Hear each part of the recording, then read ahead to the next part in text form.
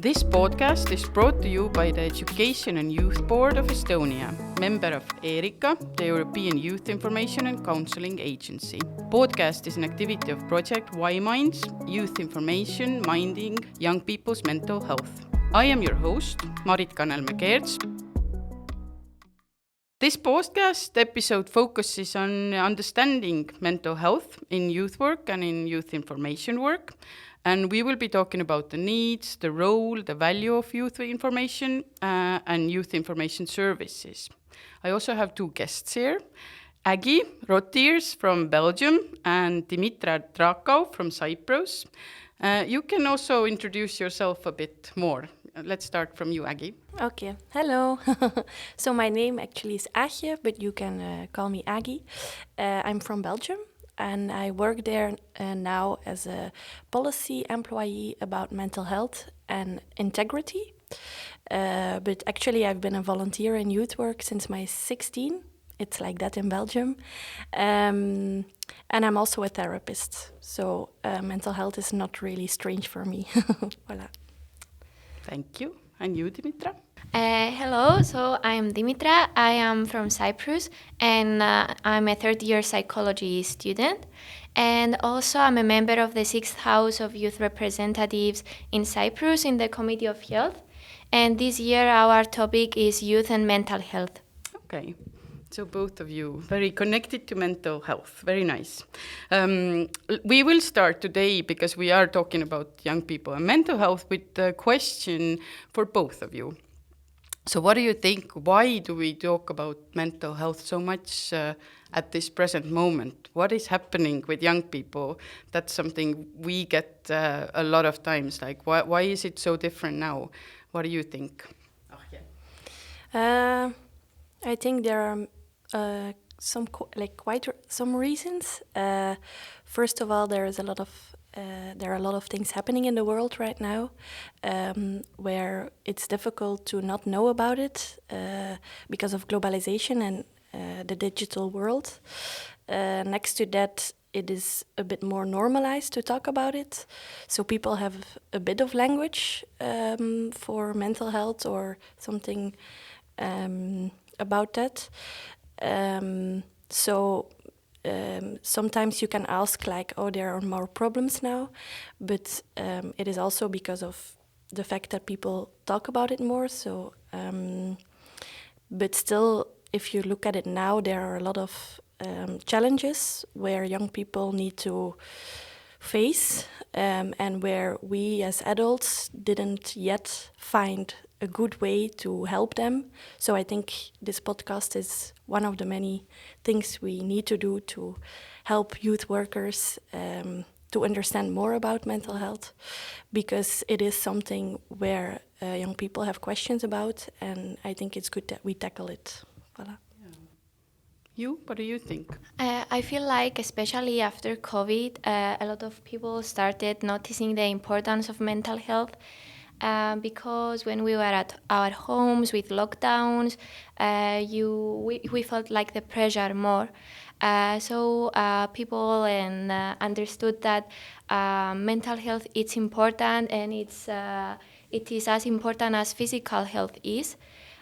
So yes, I think the circumstances after COVID especially led people to search more about mental health. Mm-hmm.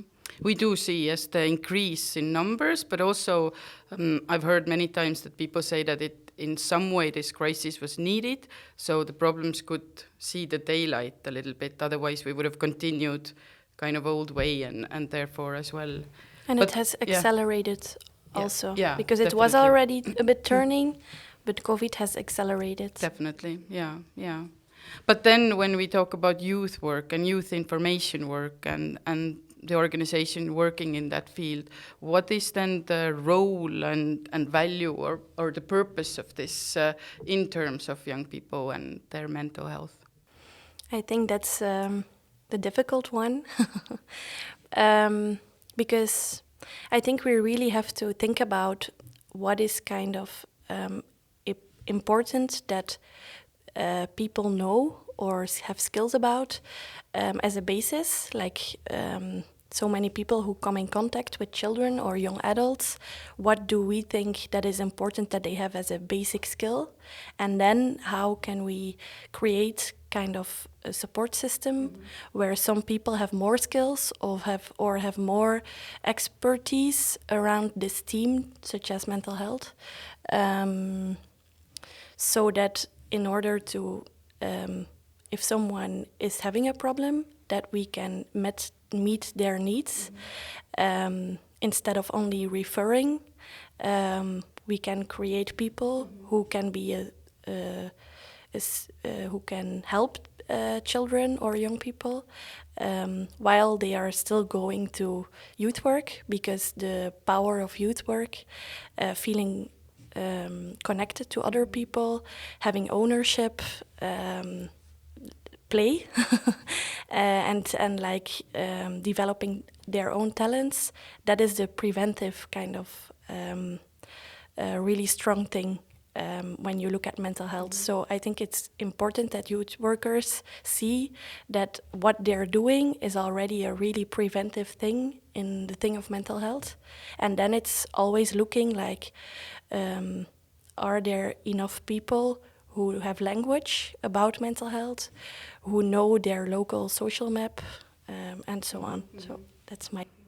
Yes, I totally agree. I think youth work is pretty much, if you look at what is needed in taking care of your mental health or to prevent the problems, it is what youth work is doing. And now when we can say that we need a drop of like values and knowledge and skills a bit to add into the mix, but basically a lot of the bases are already very strongly there.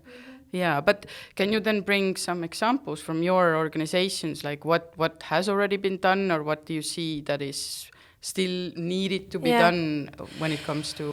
I think with when you have like a group where are many children or young people, then now it's the focus to create a safe environment. And it's more difficult when the group is more different. So then it helps if you have like energizers, or if you have name games in the beginning, or if you talk about how can we discuss a topic without discriminate someone. So these are like kind of small things which you can do to create a safe environment.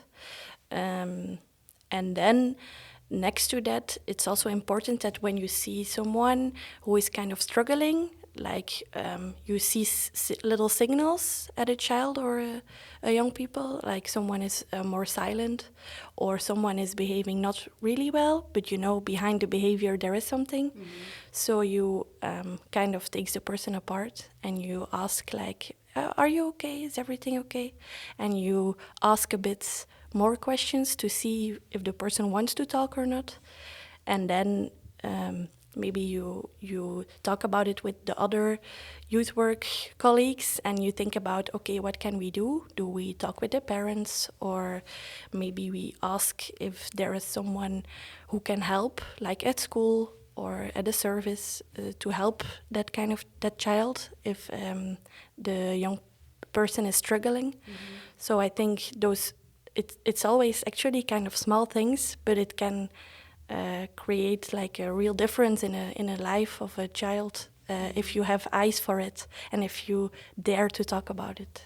But do you think it has been like natural part of your work in your organization, or have you done anything like extra so that these small things would be there? Yeah, I think we created more kind of training to support the competence of youth workers on these themes, such as anti-bullying, or how to talk about difficult things.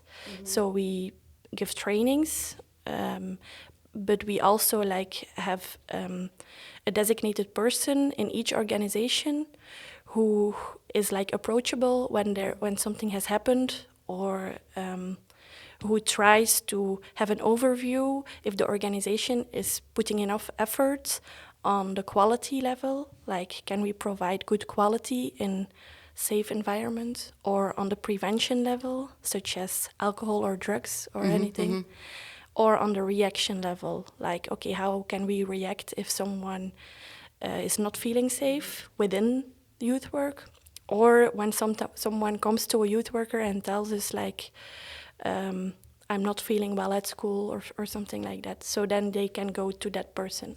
But now we see that person and the organization, that person in the organization and all the youth workers, we have a lot of volunteers spread in our country. They don't always find their way to that one person. So it's good that we think about putting more skills in the backpacks of more people, so they are easily approachable. Voilà. That's already one suggestion. I wanted to ask if you have some suggestion how to take this practice or of the needs of youth work at the moment, like if you think about local level, like municipality level or state-wise. You said you have youth workers everywhere. So what are the main suggestions or hopes to, as an input to the policies that are in your country?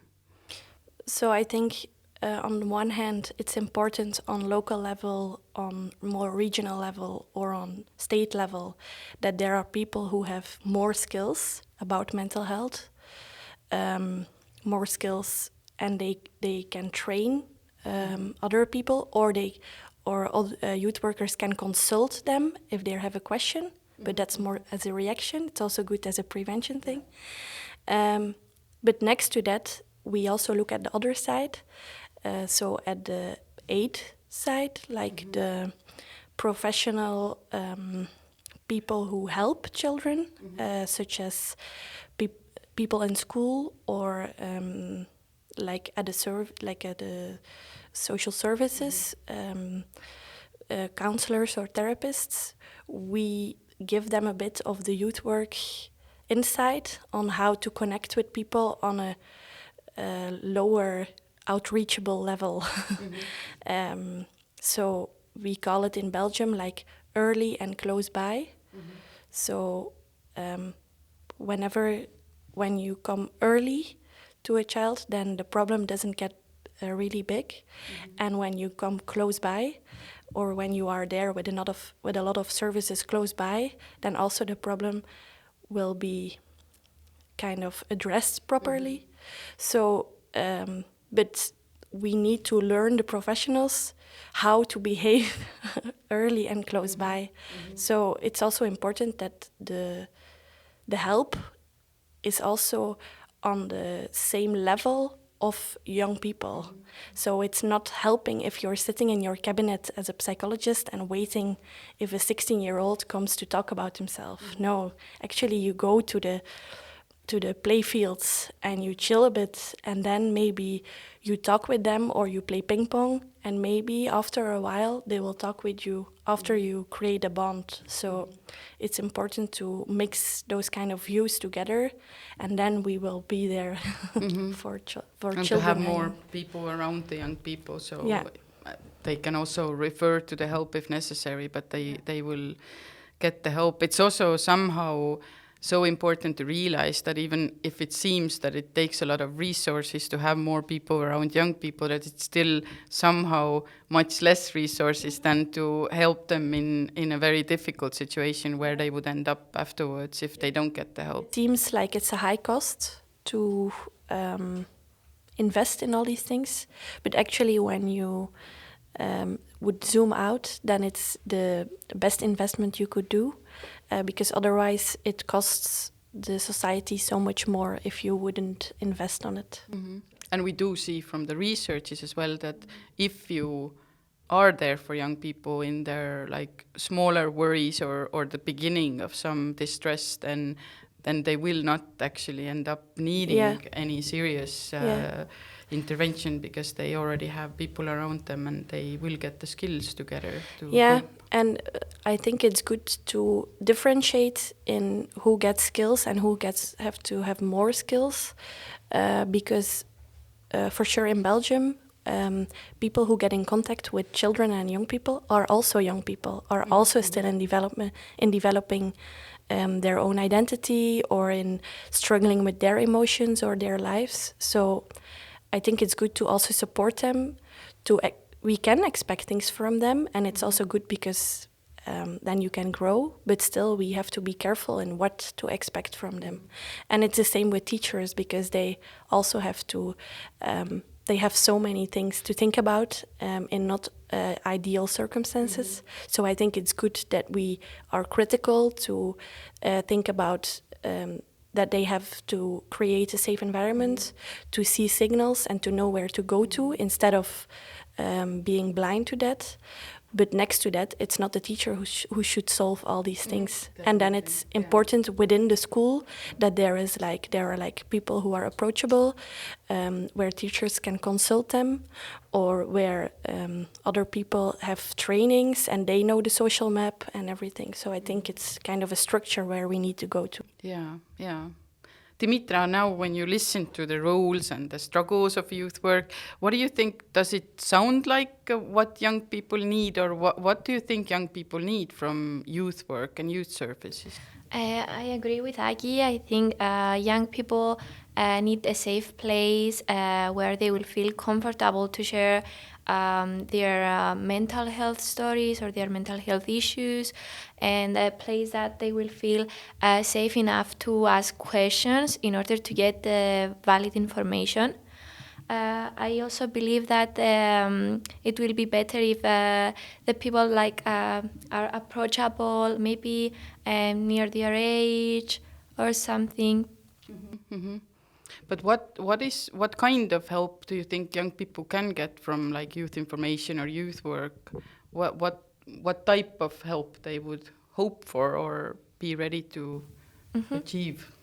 I think first of all, information about what is mental health, or maybe information about some mental disorders, because sometimes when you might feel like you have something, you're afraid, you want to learn why am I thinking about this stuff.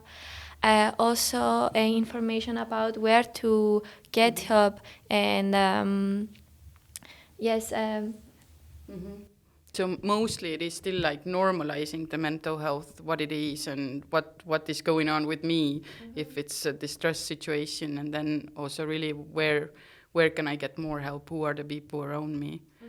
Yes. But what do you see in your experience, in your eyes, on local level, on the regional level and national level? What are the things that you feel that young people need as a support, and what is there? What some examples? I feel like in a local level, in schools, young people need trained people like psychologists to go and ask for questions. And also when you grow up with the schema of what is a psychologist in your mind, you might feel more comfortable later in your life to go and ask for help. Also, I think that in schools there should be more activities that will have mental health combined with in sports or maybe in music or art activities. Now in a more regional level, I feel like we need more campaigns about mental health, or workshops about it, where young people can take place and can learn from other people, or when they see that other people in their age also struggle with the same things. I feel like it will make the whole mental health situation more normalized. Now on maybe a state level or a national level, I think that young people want to see the support of that their country supports this thing. For example, in my country, we don't have a hotline about mental health. So if we had one, and if it was a 24 hours one, it will be really helpful, because when you are in a crisis time and you want help, you want it immediately. You can't wait. And if we had something like more immediate, it will save more lives. Yes. Yeah. Do you have something to add? Maybe like to Dimitra's story? Yeah, I think it's interesting to hear from Dimitra. What I was thinking is that we also need to protect youth work as its function, where you can work with young people and do whatever they like, listen to them. Like this listening ear is kind of an important thing, which I hear from youth workers and from children and young people. Like, but there I can just talk and no one is judging. Or there are no consequences, even if I'm doing or saying something stupid. And there is also no aim. Like my youth worker was just listening to me, and he or she would look with me where to go, instead of like, okay, I'm deciding this and this and this for you. So it's like another way, which is more appreciated by young people, I think. But the fact that we are always thinking of, okay, but now mental health should also be a topic within youth work, is also because the system is not working. So I think it's good that the system works, so youth work can still be youth work. Yes. Voilà. I can hear that many times already during this discussion, that the roles of teachers and youth work, or volunteers, it should be still what it is. Just that they would also have extra knowledge or skills for the first aid help, basically, but still that there has to be a support system around that is ready to catch the young people if they really are in need. Yeah. So now what we do is I will read a story from a young person, and then I will ask you to listen and reflect on what you hear and what you think about this story. So, a story from a young person. When I was a child, I was very anxious. I didn't know what was going on inside my brain. Thus, I was feeling weird because I thought everyone could handle their feelings, and I was getting overwhelmed with the slightest thing. Understanding that I needed help, finding a safe place to receive it, and realizing that it's okay not to feel okay is what helped me to sort out my thoughts and made me want to study psychology in order to help other people. What also played an important role in my journey was that I had a supportive family and friends who didn't make me feel ashamed for receiving help. And in school, I had some supportive teachers who I trusted, and I was feeling comfortable to tell them about my anxiety. I know now that being anxious is part of my personality. I sometimes worry more for some things, but through the help I received, I can now manage my anxiety. So, how usual do you think this story is among young people? I think it's very usual. A lot of young people feel anxious, especially with the how fast our life is nowadays. And a lot of times we might think that everyone is handling their lives okay. But I think that if you sit and have a solid conversation with someone, you realize that all of the people have something on their backs. So it's really important to be open, to listen to other people, to offer them help when they need it. And that's also I think that young people want from youth workers, to have a safe place to talk, to know that I can I feel safe to express myself when I want to not feel pressured, and to know that there's someone there that is going to listen to them. And also to give you somehow words, as in mental health literacy, is that I know some things that might go on with me, like when I feel bad, and that there are some people who can explain it, because young people might not even have the word that, well, I think I am anxious, or that they still describe some feelings or thoughts they have. Yeah, and also like my sister told me like, Aagje, I'm depressed, but I told her like, maybe you had a really difficult day and you were in a depression, like a mood, but you're not in a depression. So it's some kind of to help her see that it's normal, but that I feel her and I understood her, like, or you're not feeling well. I can even see it now when I look at you. And I'm sorry for that. And let's look together. But first, before let's look together, just sit with the fact that she's not feeling well. Just sit there together. But it helped her that she saw that it was not a depression. But sometimes it's also helping that someone is looking at you and it's seeing like, this is a depression. You're showing symptoms just like that. So I think it's good that, like the testimonial said, like I had people who took me seriously. They didn't just listen, they understood me and they looked together. I had friends and family. So it's good that you have a network where you can rely on. Yeah.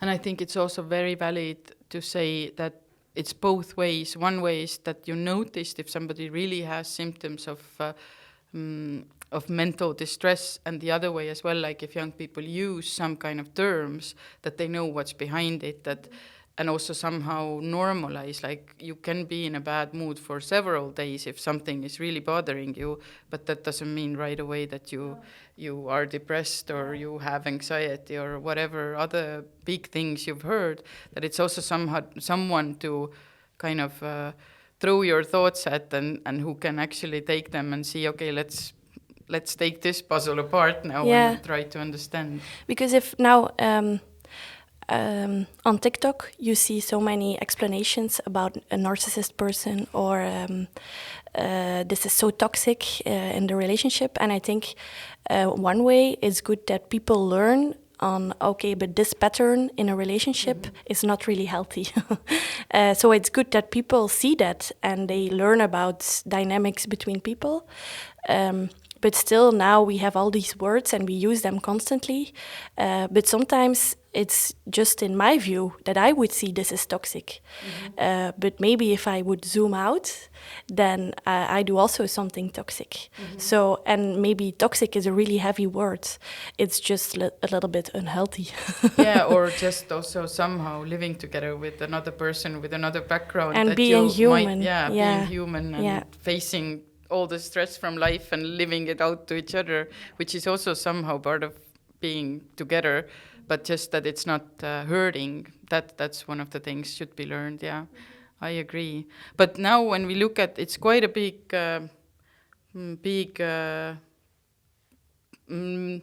list of things that youth workers should know.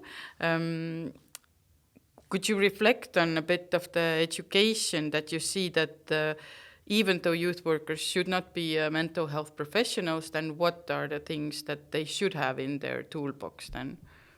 Yeah, in Belgium, we don't have a lot of professionals. We mostly have volunteers. And I think it's good because we are also working with some kind of training where you get competences. And within those competences, they learn more about anti-bullying and what you can do, like the no-blame method, where you take the group and you take the group and you tell the group, like, okay, but someone is not feeling well, what can we do as a group? Which is not blaming someone and which is scientifically shown that it helps the group and the bullied person and the bulliers to stop it. So these kind of methods are in those trainings. And it's not only in those trainings, it's also on the website, and it's like via apps such as Instagram or something shared about. Also, like how can you take someone apart and talk about more difficult stuff. But there it stops. It's also about how can you make a good play where everyone has a role. Also children who are a little bit more silent or who are really wild, that's also youth work. And I think that's good because then you focus on the good environment. And there it stops.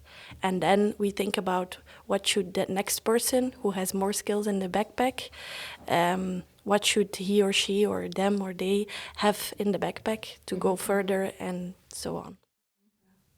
But Dimitra, do you see also some things that you think the youth workers in your country, or if you've experienced in other countries as well, should do differently towards young people? Is there some things you say, well, it should be part of the education that they would not do this anymore?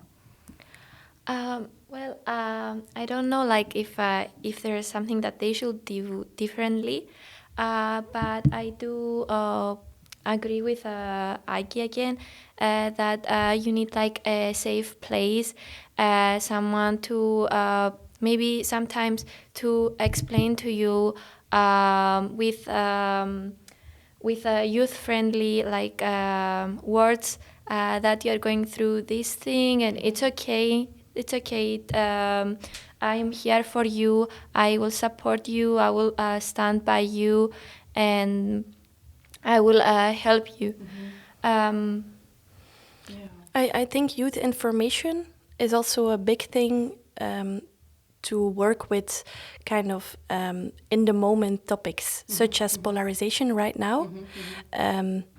It's good that youth information really looks like kind of neutral, but still qualitative information for youth, but also for youth, for people who work with youth, to tackle some kind of constantly new things, such as because of the war, Ukraine-Russia, or Palestina-Israel, it's something which is in the daily life of all these young people, not even when you have someone you know who is connected, but also with the digital revolution and the phone.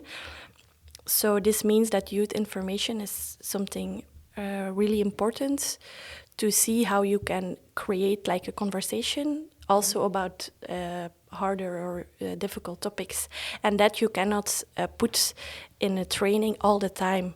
So it's good then that we can like accompany kind of a standard training with new workshops or with information which is accessible on all the different media and so on. Yeah. So youth information is kind of the place who reacts the first in some way, like what's going on, and provides the information and tools then for those who, like if everybody in their own workplace would have to do it, then it's just a lot of waste of hours in some way. But if you have people who do this and provide you the help you need, it's that's the support that the people need, I guess. You wanted to add something? Yes, I would like to add that it's important to ask young people, like, what do you want to learn about, to stay updated into like what's going on through youth. But we are approaching the end of our podcast, and I would like to both of you then let's start with you to take some thoughts from this discussion. Like, what do you see as the most valuable you would take with you? I think that something that I like took from this podcast is that young people have someone like by their side, and for example, like this podcast, it's from youth people to youth people, and we have to like ask for help. It's important to ask for help and to realize that it's okay, and we don't have to figure all these things by ourselves. We can ask someone who has more knowledge, and yes. Thank you. You? I take one thing out, I think, and it's the main question, like, what do young people think? Because, like, I'm thinking which is the good way, but I think every step of the time I need to ask, did I ask the young people themselves? Or did I ask the people who really work with children or young people in the first line? I think it's a important question in my head all of the time. I will take also what I see as a very valuable thing is to keep in mind the mental health and well-being of the youth workers and teachers as well. And by that, when you say that they should do their work and we can give them some tools, some information, but still this is very important that they keep to their job, and then there are other people around them to support them as well. And to totally end with a very important note, and we already got here, thinking about the adults and people working with young people, can you share some good tips, few tips that you do for your well-being and mental health on daily basis? For example, something that helps me is to try to do mindfulness exercises to stay at the present moment. I recently started trying the breaths, and it helps me listening to music while I try to breathe and relax.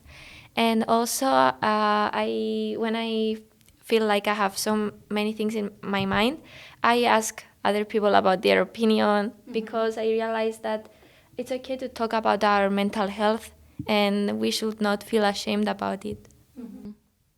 Thank you. With me, actually, my battery gets charged when I see my friends and family and eat good food. I come to rest after I've sported. Only after, when I'm also a bit glad that I won or overwon myself. And also when I'm stressed, and I can see it when I twiggle my toes or my legs, then I dance and sing with my sisters really loud and really uncontrolled. But after it feels like a relief. Voilà. Everybody in their own way. That's so nice to hear always this. For me, I think what I've learned through the years is that sleep is something that I don't sacrifice. I need my sleep, and I've also warned my family about it. And most of the time I can actually take the rest I need. So it's also drawing the lines where you can and cannot participate. But yeah, rest and sleep is important. And lastly, a quote that I read one day, at Instagram while I was scrolling. It said that when you feel too anxious, try to take a break and think that if this thing is it going to matter for you in a year or not? So that's what I do. If it's not going to matter for me in a year, I just try to not care about it that much. And it also, it helps me. Very good idea to finish with. Thank you, both of you, for being here. And I hope that you can continue the great work both of you are doing in youth field. And thank you for listening this podcast. And if you want to learn more about it, there is a guide called Mental Health Literacy in Youth Information Work, and it's available on ERYICA's website. And it's also completed by the same project as this podcast. And the next episode, we will be talking more about what is mental health and what is well-being of young people. And I will have, again, 2 guests with me and another story from real life. And then we will talk more about this topic. This podcast was brought to you by ERYICA, the European Youth Information and Counselling Agency, and produced by the Education and Youth Board in Estonia, in cooperation with NGO Peaasjad, Head Matters in English. It's co-funded by the European Union, in the framework of the Erasmus Plus YIminds project on young people's mental health. Views and opinions expressed are, however, those of the host and the guest only, and do not necessarily reflect those of European Union. Neither the European Union nor the granting authority can be held responsible for them.